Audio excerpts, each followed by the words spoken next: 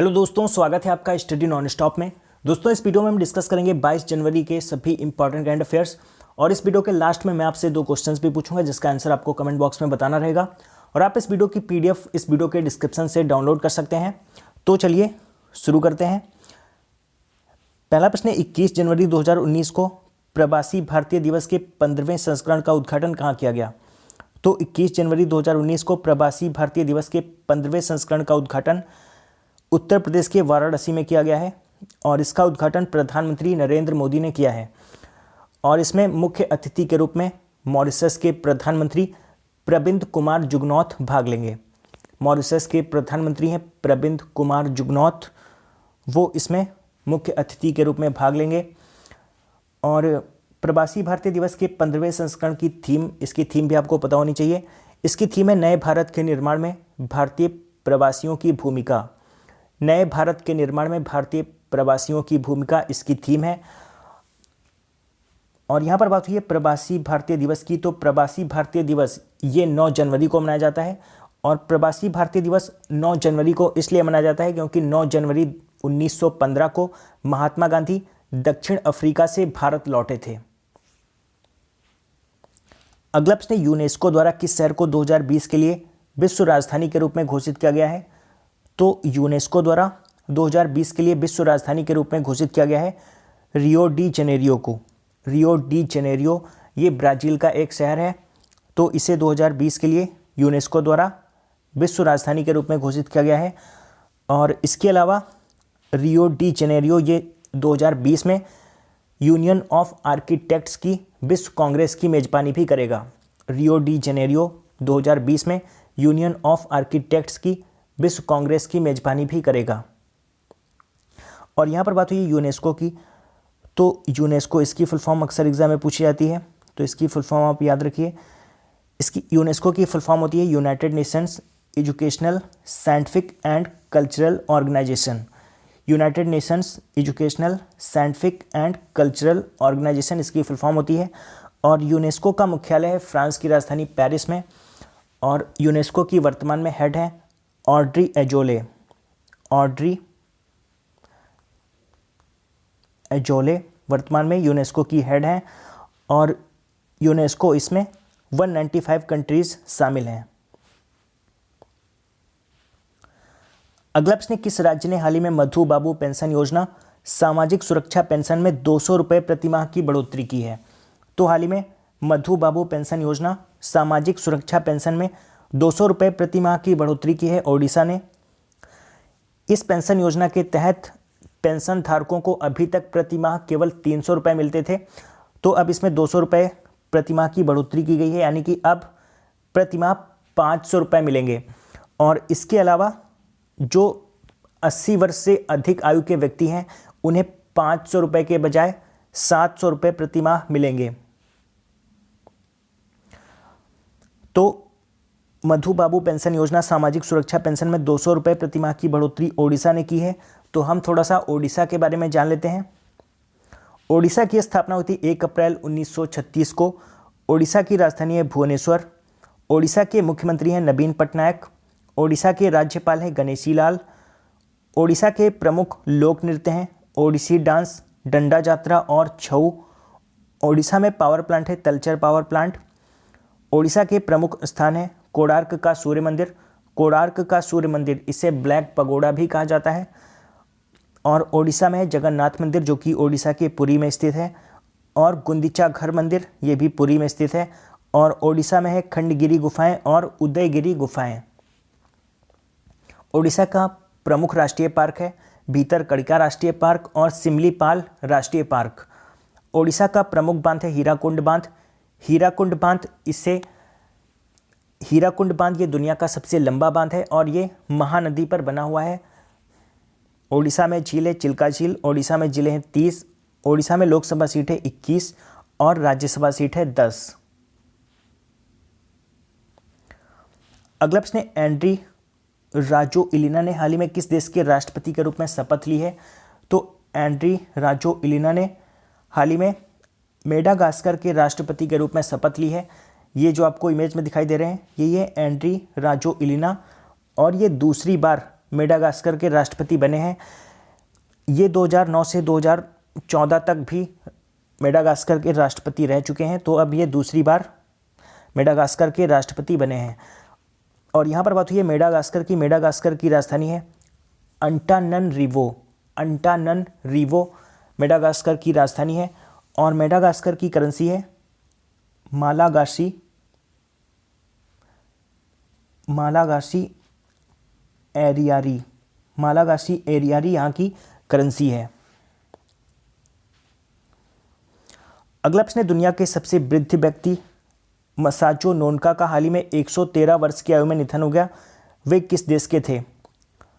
तो मसाचो नोनका, इनका हाल ही में 113 वर्ष की आयु में निधन हो गया। ये दुनिया के सबसे वृद्ध व्यक्ति थे। तो ये थे जापान के। ये जो आपको इमेज में दिखाई दे रहे हैं यही थे मसाचो नोनका। तो इनका हाल ही में निधन हो गया। ये जापान के थे। 20 जनवरी 2019 को 113 वर्ष की आयु में इनका निधन हुआ है। और इनका जन्म कब हुआ था? इनका जन्म हुआ था 25 जुलाई 1905 को। 25 जुलाई 1905 को इनका निधन हुआ था। और अप्रैल 2018 में Guinness book of world records में दुनिया के सबसे वृद्ध व्यक्ति के रूप में इनका नाम दर्ज किया गया था। तो मसाचो नोनका ये 113 वर्ष के थे, दुनिया के सबसे वृद्ध व्यक्ति। इनका हाल ही में निधन हो गया। और ये जापान के थे। जापान की राजधानी है टोक्यो। जापान की करेंसी है येन। और जापान के प्रधानमंत्री हैं शिंजो अबे। अगला प्रश्न, हाल ही में अतीन बंदोपाध्याय का निधन हो गया। वे क्या थे? तो अतीन बंदोपाध्याय ये एक बंगाली लेखक थे। इनका हाल ही में निधन हो गया। ये जो आपको इमेज में दिखाई दे रहे हैं यही थे अतीन बंदोपाध्याय। और ये एक बंगाली लेखक थे। इनका हाल ही में निधन हो गया है। इन्हें लघु कथाओं के संकलन पंचसती गल्प के लिए 2001 में साहित्य अकादमी पुरस्कार मिला था। और इन्हें द्वि भारतवर्षों के लिए 1998 में बंकिम पुरस्कार भी मिला था। तो ये एक बंगाली लेखक थे अतीन बंदोपाध्याय। इनका हाल ही में निधन हो गया है। अगला प्रश्न, हाल ही में संपन्न हुए खेलो इंडिया यूथ गेम्स में किस राज्य ने पदक तालिका में शीर्ष स्थान प्राप्त किया है? तो हाल ही में खेलो इंडिया यूथ गेम्स ये महाराष्ट्र के पुणे में संपन्न हुआ है। तो इसमें पदक तालिका में शीर्ष स्थान प्राप्त किया है महाराष्ट्र ने इसमें टोटल 228 पदक जीते और महाराष्ट्र पहले नंबर पर रहा। और इसमें दूसरे नंबर पर रहा हरियाणा और तीसरे नंबर पर रहा दिल्ली। और इसमें महाराष्ट्र पहले नंबर पर रहा है। तो हम थोड़ा सा महाराष्ट्र के बारे में जान लेते हैं।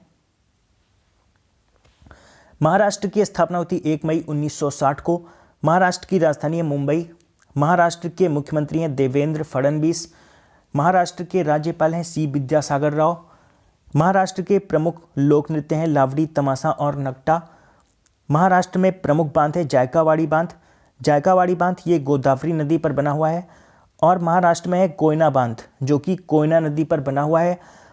महाराष्ट्र के प्रमुख राष्ट्रीय पार्क हैं संजय गांधी राष्ट्रीय पार्क, गुगामल राष्ट्रीय पार्क, चंदौली राष्ट्रीय पार्क, नौगांव राष्ट्रीय पार्क और तडोबा राष्ट्रीय पार्क। महाराष्ट्र की प्रमुख झीलें हैं लोनार झील और रनकला झील। महाराष्ट्र में जिले हैं 36 जिले। और महाराष्ट्र के प्रमुख स्थान हैं एलोरा गुफाएं, अजंता गुफाएं, गेटवे ऑफ इंडिया, बीबी का मकबरा, त्र्यंबकेश्वर मंदिर और कान्हेरी गुफाएं। अगला प्रश्न, सांसद रत्न अवार्ड से किस सांसद को सम्मानित किया गया है?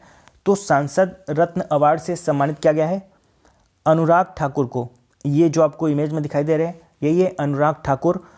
और ये हिमाचल प्रदेश के भाजपा सांसद हैं। तो इन्हें सांसद रत्न अवार्ड से सम्मानित किया गया है। और सांसद रत्न अवार्ड इसकी शुरुआत 2010 में पूर्व राष्ट्रपति APJ अब्दुल कलाम ने की थी। किसने की थी? पूर्व राष्ट्रपति APJ अब्दुल कलाम ने सांसद रत्न अवार्ड की शुरुआत 2010 में की थी। अगला प्रश्न, सिंगापुर में किसने इंटरनेशनल टेनिस फेडरेशन महिला टूर्नामेंट का खिताब जीत लिया है? तो सिंगापुर में इंटरनेशनल टेनिस फेडरेशन महिला टूर्नामेंट का खिताब जीता है भारत की अंकिता रैना ने। ये जो आपको इमेज में दिखाई दे रही है यही है अंकिता रैना। और इन्होंने इंटरनेशनल टेनिस फेडरेशन का $25,000 का महिला टूर्नामेंट जीता है। और इन्होंने फाइनल में नीदरलैंड की अरन ताक्सा रस को हराकर यह जीत हासिल की है। और इंटरनेशनल टेनिस फेडरेशन महिला टूर्नामेंट का आयोजन सिंगापुर में किया गया था। तो सिंगापुर की राजधानी है सिंगापुर सिटी, सिंगापुर की करेंसी है डॉलर और सिंगापुर की राष्ट्रपति हैं हलीमा याकूब।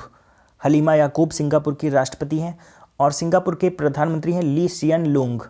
ली सियन लूंग। अगला प्रश्न, 2 दिवसीय एग्रीविजन 2019 कॉन्फ्रेंस कहाँ आयोजित हुआ? तो 2 दिवसीय एग्रीविजन 2019 कॉन्फ्रेंस तेलंगाना की राजधानी हैदराबाद में आयोजित की गई। स्मार्ट और सस्टेनेबल एग्रीकल्चर के लिए हैदराबाद में 2 दिवसीय एग्रीविजन 2019 कॉन्फ्रेंस आयोजित की गई और इसका उद्घाटन उपराष्ट्रपति एम वेंकैया नायडू ने किया है। अगला प्रश्न, भारतीय पुरातत्व सर्वेक्षण ASI यानी कि आर्कियोलॉजिकल सर्वे ऑफ इंडिया ने किस राज्य में 2300 वर्ष पुरानी कलाकृतियों की खोज की है? तो भारतीय पुरातत्व सर्वेक्षण ने 2300 वर्ष पुरानी कलाकृतियों की खोज की है ओडिशा में। ओडिशा के कालाहांडी जिले के असुरगढ़ किले में खुदाई करते समय भारतीय पुरातत्व सर्वेक्षण ने 2300 वर्ष पुरानी कलाकृतियों की खोज की है और ये कलाकृतियां मौर्य और कुषाण काल से संबंधित हैं। अगला प्रश्न, होम्योपैथिक चिकित्सा उत्पादों के विनियमन और वैश्विक सहयोग को आगे बढ़ाने पर दूसरी विश्व एकीकृत संगोष्ठी कहाँ आयोजित की जाएगी?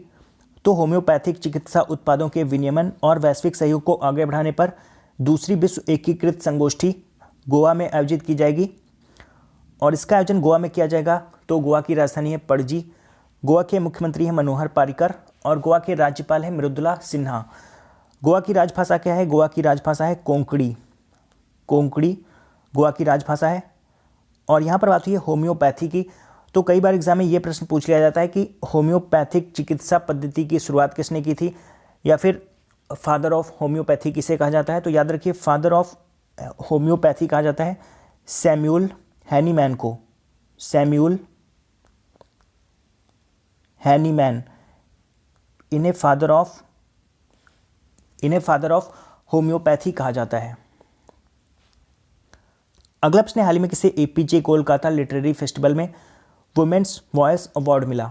तो हाल ही में APJ कोलकाता लिटरेरी फेस्टिवल में वुमेन्स वॉइस अवार्ड मिला है रंजनी मुरली को। रंजनी मुरली ये एक भारतीय कवित्री हैं, तो इन्हें वुमेन्स वॉइस अवार्ड मिला है। वुमेन्स वॉइस अवार्ड भारत में महिलाओं को रचनात्मक लेखन को प्रोत्साहित करने के लिए दिया जाता है। भारत में जो महिलाएं रचनात्मक लेखन करती हैं उनको प्रोत्साहित करने के लिए वुमेन्स वॉइस अवार्ड दिया जाता है। और कल के प्रश्न, कल मैंने आपसे 2 प्रश्न पूछे थे। पहला प्रश्न मैंने पूछा था आसियान और भारत के पर्यटन मंत्रियों की 7वीं बैठक कहाँ आयोजित की गई? तो इसका सही आंसर था वियतनाम में। और दूसरा प्रश्न मैंने पूछा था हाल ही में रक्षा मंत्री निर्मला सीतारमण ने किस राज्य में डिफो ब्रिज का उद्घाटन किया है? तो इसका सही आंसर था अरुणाचल प्रदेश में। और लगभग सभी लोगों ने इन दोनों प्रश्नों का सही आंसर दिया है। और आज आपका पहला प्रश्न है, भारत ने किस देश से प्रति वर्ष $5 बिलियन का तेल और गैस खरीदने का फैसला किया है? और आज आपका दूसरा प्रश्न है, Swami Vivekananda lifetime achievement award से किसे सम्मानित किया गया? तो इन दोनों प्रश्नों का आंसर आपको कमेंट बॉक्स में बताना है। तो दोस्तों आशा करता हूँ कि आपको ये वीडियो पसंद आया होगा। अगर आपको ये वीडियो पसंद आया तो आप इसे लाइक और शेयर जरूर करिए और अगर आपने अभी तक इस चैनल को सब्सक्राइब नहीं किया तो चैनल को सब्सक्राइब कर लीजिए। मैं करंट अफेयर्स के वीडियोस डेली अपलोड करता हूं, तो आप चैनल को सब्सक्राइब करके नोटिफिकेशन बेल को ऑन रखिए, जिससे मैं जब भी वीडियो अपलोड करूं उसका नोटिफिकेशन आपको मिलता रहे। तो दोस्तों मिलते हैं अगले वीडियो में, तब तक के लिए good bye and take care.